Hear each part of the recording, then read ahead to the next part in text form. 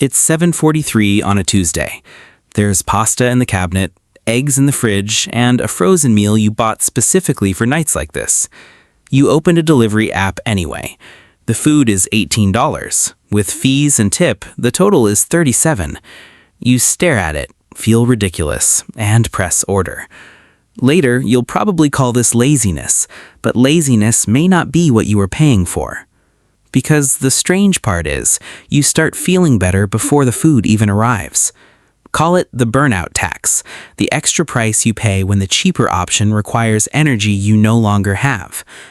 Nearly 2 in 5 Gen Z and millennials used food delivery apps at least once a week, but the interesting question isn't how many people use delivery, it's what delivery is replacing.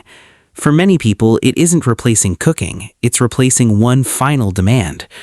A recent Bloomberg opinion column linked Gen Z's reliance on food delivery to the decline of home economics classes, and it makes a fair point.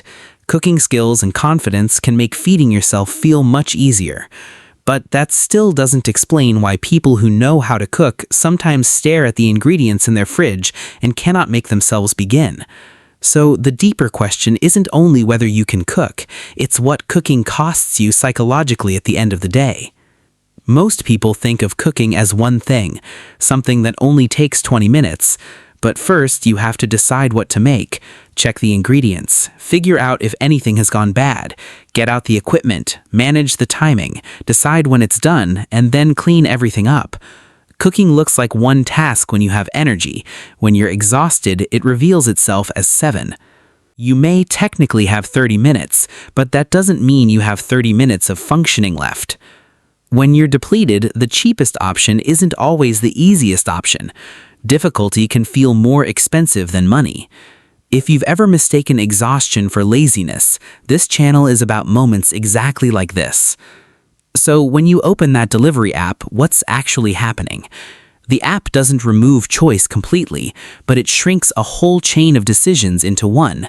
Pick something from a screen. No ingredients to combine, no timing to manage, no question of whether dinner will turn out. Most of the cleanup becomes a few containers in the trash, and for one night, taking care of yourself stops feeling like another project. The app gives you a saved card, a previous order you can repeat in 3 taps, and a countdown telling you exactly how long until you don't have to think about dinner anymore. The product is food. The real service is the removal of friction. Before the food arrives, one responsibility has already disappeared. Psychologists call this negative reinforcement. A behavior becomes easier to repeat because it removes an unpleasant feeling. The trigger isn't always hunger. Sometimes it's the weight of everything else. Are you hungry, or are you trying to make one responsibility disappear? You don't have to wait for the food to feel rewarded. The relief begins the moment the order is placed. The problem with that relief is timing. Right now, the cost of cooking is immediate. Stand up, decide, prepare, cook, wait, clean. The cost of delivery feels different. You may not fully feel the lower balance until you check your account. The credit card statement comes later. The regret comes tomorrow. The exhaustion is immediate. The financial consequence is delayed. Delivery apps are designed to reduce friction. A saved card means you never handle money directly. Fees appear near the end. A membership can make each individual order feel closer to free. None of these features creates your exhaustion. They simply make it easier to act on it. Do you actually want this food, or do you want the feeling that nothing more is required of you tonight? Then the food arrives. The hunger disappears, the task you escaped is no longer in front of you, and the exhaustion that made the order feel necessary begins to fade. But the receipt doesn't. That's when another version of you takes over. The exhausted version of you places the order. The financially anxious version of you judges it later. Once the food is gone, you're no longer weighing exhaustion against a $37 dinner. You're just looking at a $37 dinner. And the decision that made sense an hour ago now looks like a failure of discipline. One Reddit user estimated spending around $9,000 in a single year on DoorDash. But the most revealing part wasn't the number, it was the reason. By the end of the day, this person described having so little energy left that ordering felt like the only reliable way to eat. They weren't only paying for restaurant food, they were paying for food that required almost nothing from them. And the guilt that followed didn't help. Shame doesn't restore the energy that was missing. It adds more stress, and sometimes another reason to seek relief. So the cycle continues. Exhaustion, order, relief, guilt, financial stress, more exhaustion.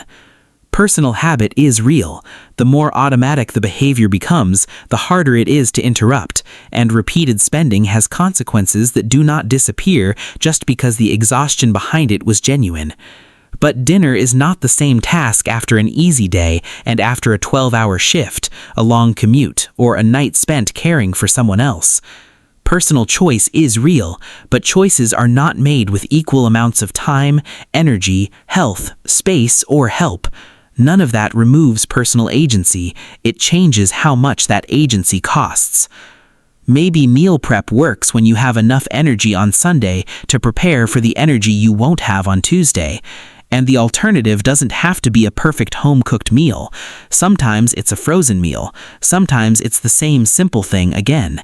Anything that lowers the number of steps between exhaustion and eating. Sometimes the problem isn't that you keep choosing expensive food.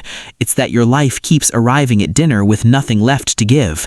You may be buying dinner, but sometimes you're also buying relief from a day that has already asked too much of you. So when you press order, what are you really paying for?